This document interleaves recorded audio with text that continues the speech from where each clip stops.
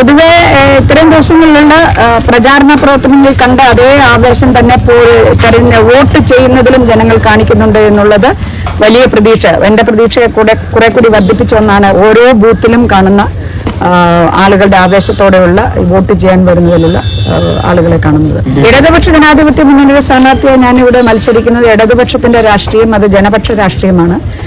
ഈ മണ്ഡലത്തിന് വേണ്ടി എന്ത് ചെയ്യും, മണ്ഡലത്തിലെ ജനങ്ങൾ എന്നോട് പറഞ്ഞ കാര്യങ്ങൾ, ചോദിച്ച കാര്യങ്ങൾ, അതിന് അവർക്ക് കൺവിൻസിംഗ് ആയ മറുപടി കൊടുത്തുകൊണ്ട് ഈ മണ്ഡലത്തിന് വേണ്ടി എന്തൊക്കെ ചെയ്യണമെന്ന് അവരോട് ചോദിച്ചാണ് ഞാൻ മനസ്സിലാക്കിയത്, ജനങ്ങളോട് ചോദിച്ചു.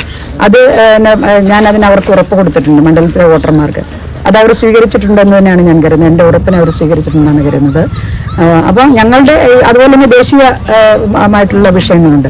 ആ വിഷയത്തിലും ഇടതുപക്ഷത്തിന്റെ നിലപാടുകളെ ജനങ്ങൾ അംഗീകരിക്കുന്നു എന്നുള്ളത് തന്നെയാണ് അവർ കാണിക്കുന്ന ആവേശത്തിന്റെ. തെരഞ്ഞെടുപ്പ് പ്രചാരണ കാലത്ത് കാണിച്ച ആവേശവും ഇന്ന് വോട്ട് ചെയ്യുന്നതിന് ഇത്രയും ആവേശത്തോടെ വരുന്നതും അതിന്റെ ഒരു റിഫ്ലക്ഷൻ.